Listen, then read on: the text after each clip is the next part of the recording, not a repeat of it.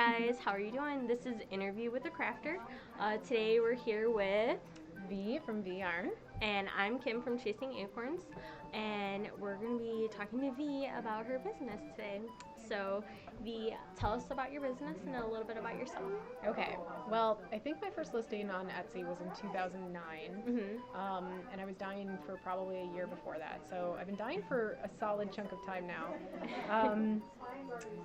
Okay, so I used to work in the film industry out in Los Angeles. Really? Yeah. Did you know that? No, I did not know that. Yeah. See? This is why we do interviews. Exactly. So I have a film degree, and so I've got like this creative side. But when I came back to Michigan, because the film industry was not my style, I'm way too Midwestern for that. I moved home, and I got a job at the hospital, and that was not nearly as creative. So I found knitting, and I went to these knitting groups, and I found Ravelry, and this whole world kind of exploded, and I had all of these knitting friends, and it sort of naturally led to the dyeing. Yeah. Well, and the other part of it is that, and we were actually just talking about this earlier at the yarn store that we're at. I have a short ulna bone, and so the way that I twist to knit hurts my hand. So I had to find something that would allow me to sort of immerse in the world of knitting without actually being knitting. A knitter. Yes, and so the dye business sort of self-created from that. Helped you with that business. Okay, so, and I forgot to mention, we're also coming to you guys from U2U Yarns in Grand Blanc, Michigan. One of our favorite yarn stores. Yes, you guys should definitely come out here and check this out. So anyways, our next question is, what kind of crafts do you do besides dyeing? Well, I used to knit. I don't knit often anymore. Occasionally I'll still do instant gratification projects.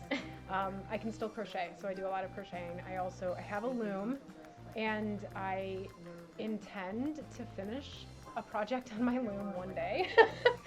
We all say that, one day. Yeah, but it hasn't quite happened. I have a Cricut. And so actually Kim and I are going to Knit in the Mitten 4 weeks from now. Yes. Roundabouts? I believe it's 4 weeks. And that's... But probably more rather, yeah, it's still 4 weeks, because I'll probably get this up tomorrow, you guys. Yeah, so 4 weeks from when we recorded it at the very least. And it's a full retreat. It's like 4 days? 4 days. 4 days. And so I'm taking my Cricut loom, and part of my goal there is to actually complete a woven scarf. A project.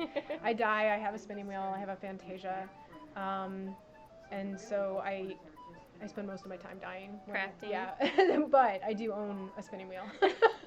And I bike and I read. I do other things, but in the fiber world, I have my feet in a lot of different pots.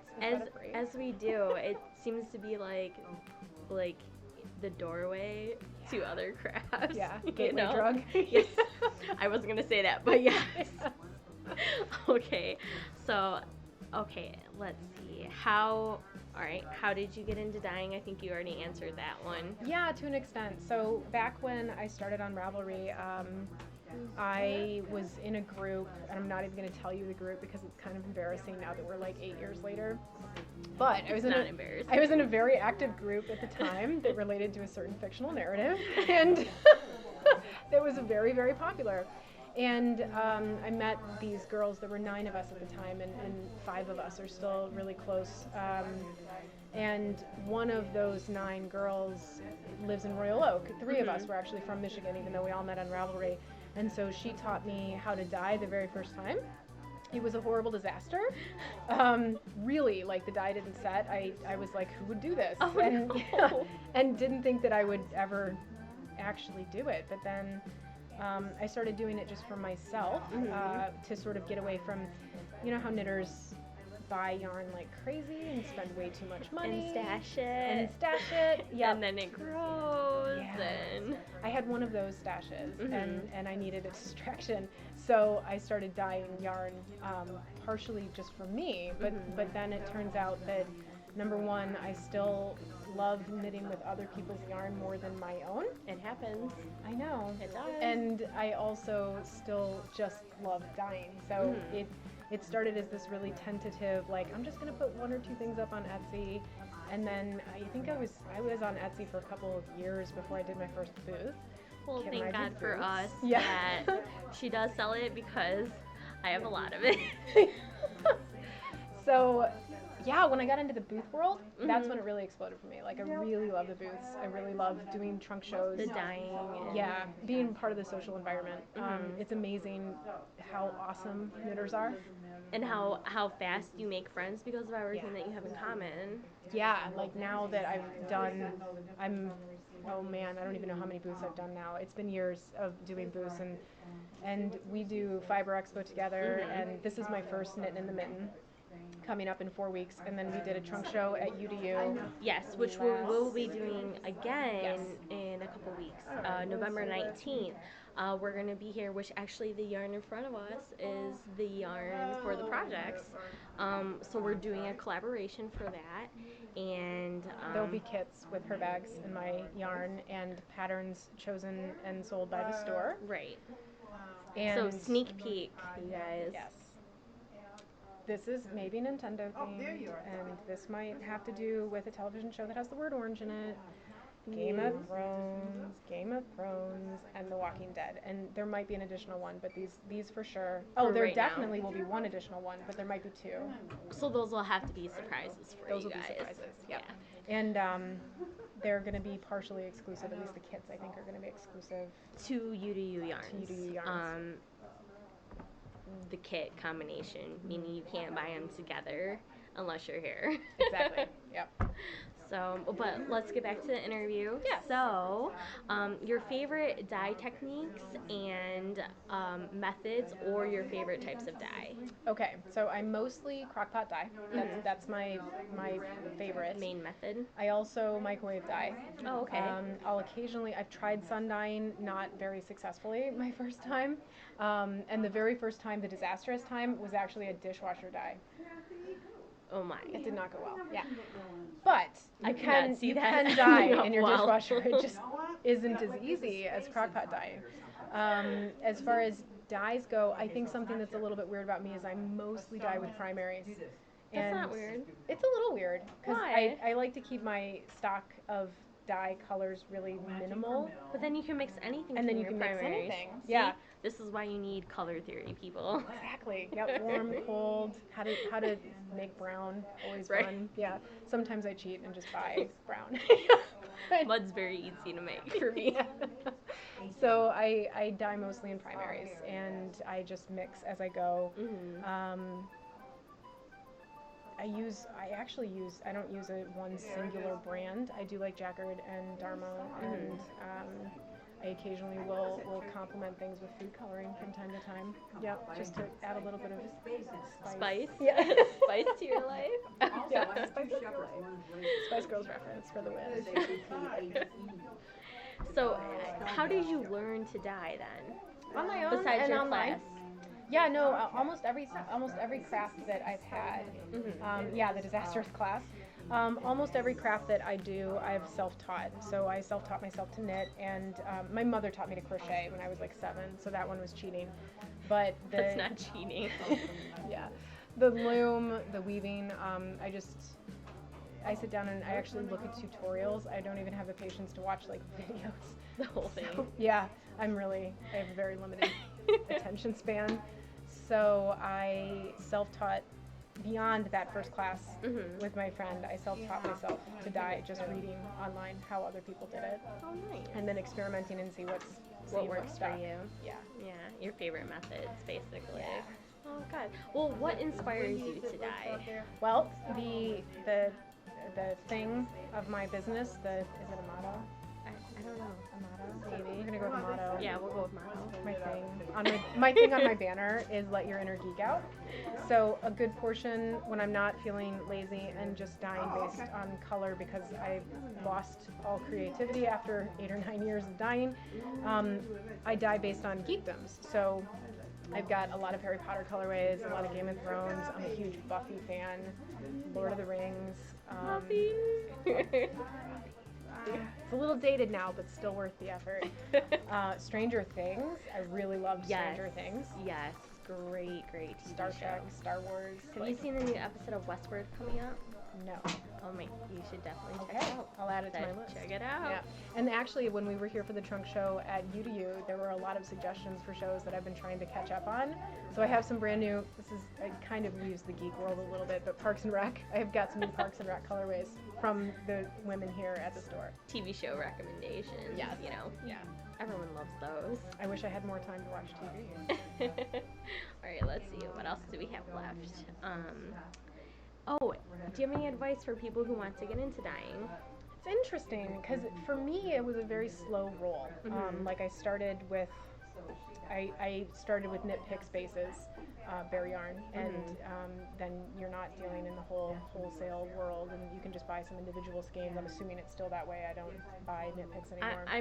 I'm pretty certain that like wool to dye for, you can do individual skeins without the have to have a wholesale wholesale account. Yeah. Right. It was a really slow roll for me. Like I started with just a couple of skeins, and then I added and added and added, and it was a hobby thing. It wasn't like a business. And then back then, yep. And then as it grew, I fed the business back into the business. So instead of spending the money or using it on myself, which I sometimes do now, but back when I was starting, right? I really like that yarn. Oh, I think I'm gonna buy it. Exactly it. Yep. I'm just gonna take that on my PayPal account. So, but originally I would feed the money back in. So and I still do that.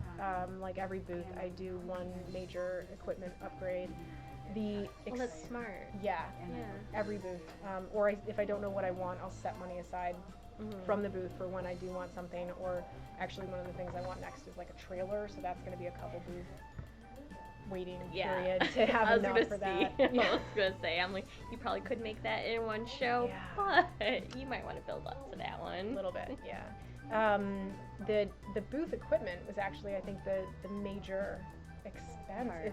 Like you don't realize how much goes into those booths. And how much background work there is to starting a business. Yeah. So. Well, and like if you wanted to start your own Etsy business or online business, the first thing I think to think about, because a lot of people don't, is shipping your product. Like you have to think in terms of it being safe, and you have to think in terms of when people open it looking pretty. And cost. International shipping right now is very, very, very expensive. There are a lot of Etsy sellers who don't do international shipping at all for that reason, and you can set up your Etsy store with that side limit, right, where people essentially can't buy from you unless they're domestic. One of my goals in the next year is to do a website separately, but that's always a consideration when you're starting a business. You have to decide whether or not you're going to pay the extra fees to sort of have the advertising power of a third-party website, or if you're going to do your own website. But if you're going to do your own website, you definitely have to do your marketing. Right. And the online world is a huge world, and there's always a way. You can always find a way. You just have to spend the time and the energy and effort to find that way. Yeah, and finding a balance between the physical world and the online world is challenging, and something that I think a lot of sellers don't focus on. They pick one or the other because they're both challenging. Right. And so you have to sort of decide how you want to divide your energy. Yes. And I know a lot of people who only do booths, and I know a lot of people who only do online. And I do both because I like the social aspect. You enjoy it, yeah. But I also started online, so it's familiar to me. But the online part is also a lot of work. Yes, it is. There's a lot of background, like editing photos and taking photos and uploading descriptions. Making sure your descriptions are actually accurate, which has bitten me once or twice. Me too. So I forget to edit a word and then it doesn't make sense at all. Yeah. So if you want a hobby business like mine, now Kim and I both have like full-time day jobs. Right. And so for me, this is a hobby business, and it's because I love it, and it's a creative outlet. So if you wanted to do it my way, then you start slow and build over time, and you learn your one little world and then move. Migrate. Right. But certainly if you want to do like a real business, you like loans, and I can't help you with that.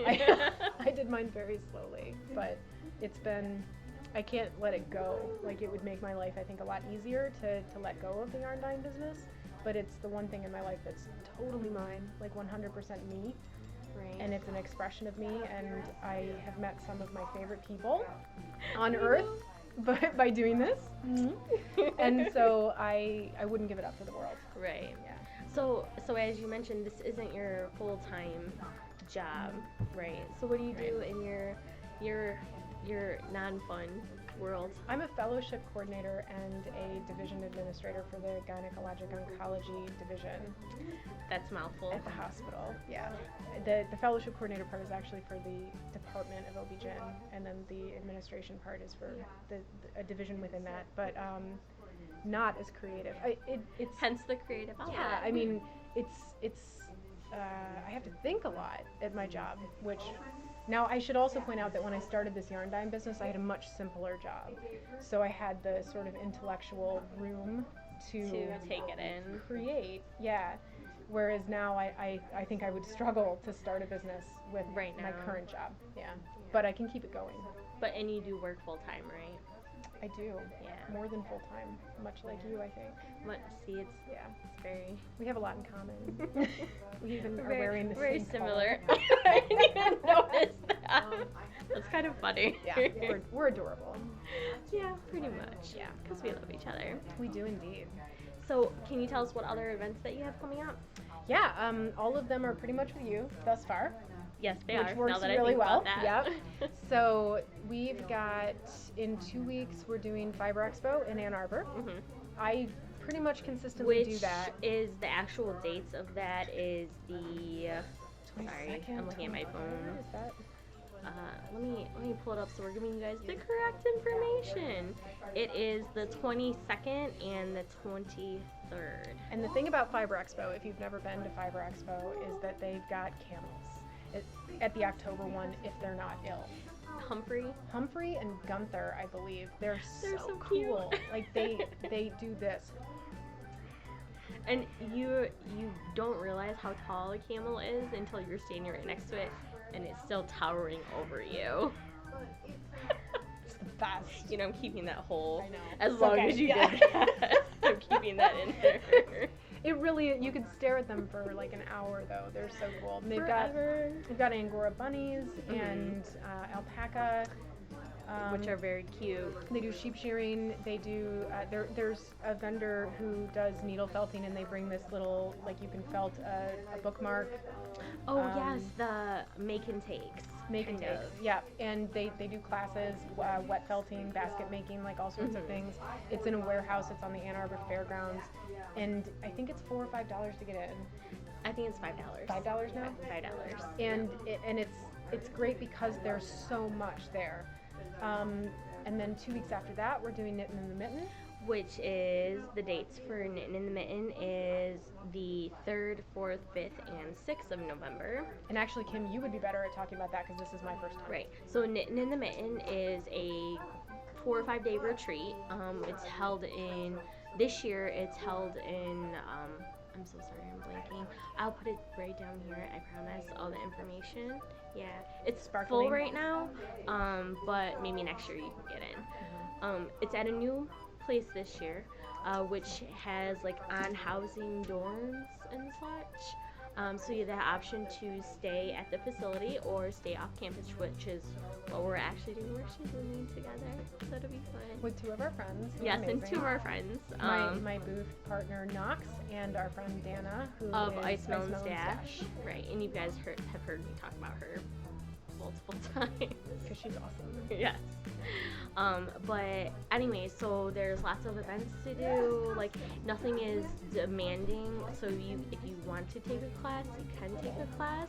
If you just want to hang out and knit in your PJs all day, you're more than welcome to do that. It's hopefully weave with your cricket pin. Right. Yeah. Or weave, like, there's plenty of room to spin. Everyone brings their wheels, and like there is like little classes taught by other attendees.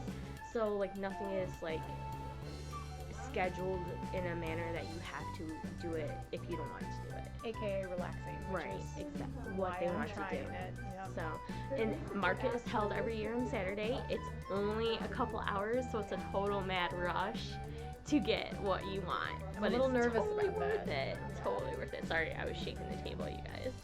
Sorry. And then 2 weeks after that, we're here at UDU Yarn. Right. November 19th. Yep, November 19th, a week before Black Friday. Right? And they're doing some sort of Black Friday style special Yeah. here. So you guys should totally come and look at all this amazing yarn. Yeah. And the people who run this yarn store, they're wonderful, wonderful women. And Lovely. we had a lot of fun at the trunk show last Yes. July.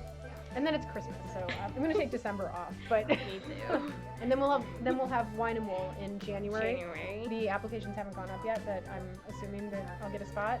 Hopefully. Yeah, I pretty much do. And I haven't done that one in a couple years, but the January one? Well, I don't because the driving. Oh, ice. Sometimes it's very treacherous. Sometimes, very treacherous. but don't let that deter you. It's only where I'm coming from, drive-wise, that it's very. The roads are. That's they quite don't a clear drive them. for you. Yeah, it's Okay. like it's almost 2 hours, I think. Okay. Well, It's Wine very and worth Wool, it, and Wine and Wool is very different from Expo. There's not a lot of the extra animals and whatnot, but there's wine. Yeah. So You can knit and drink, it's a wonderful event, and no one's gonna judge you. And the Sandhill Crane Winery is amazing, and they've got wonderful food. So I do Wine and Wool twice a year, I do Expo twice a year, and then I filter in other things whenever they come up. Alright, great. So do you have a way that people can follow you or reach you?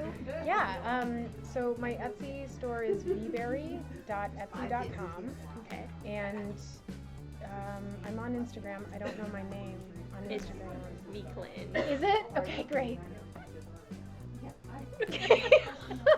So I'm on Instagram, and I do intend to use Instagram more going forward. I haven't. You've been posting a lot lately. I post, I'm yeah. very proud of you. Post. I just need to do it more regularly. Gosh, what other? I'm on Twitter, but I never tweet, and I'm on Facebook, but I never am actually on Facebook.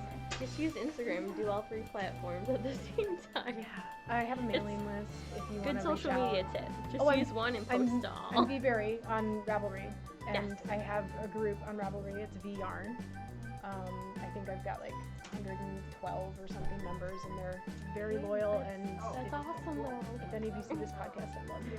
Yes. So if you can, go to Ravelry, join our group. You can see your upcoming events and shows. When I remember to And- post, Yes. feel free to pester me. Or you can just chit chat there too. Yeah, and I do post custom, what you guys are making with her yarn. Yeah, and I do custom yarn dyeing too. So if there's like a theme or a geekdom that you're interested in, you can reach out to me. Suggestions Yeah, like appreciated. Suggestions appreciated. totally. Yeah. All right, you guys. Well, I think that's it. We're gonna wrap up this interview. Thanks for Thank having you, me. Dee. Yep. Thank you so much for coming on, and I appreciate all of you viewers coming back. And we hope to see you soon in the future. Like at Expo. All right, you guys take care. Bye.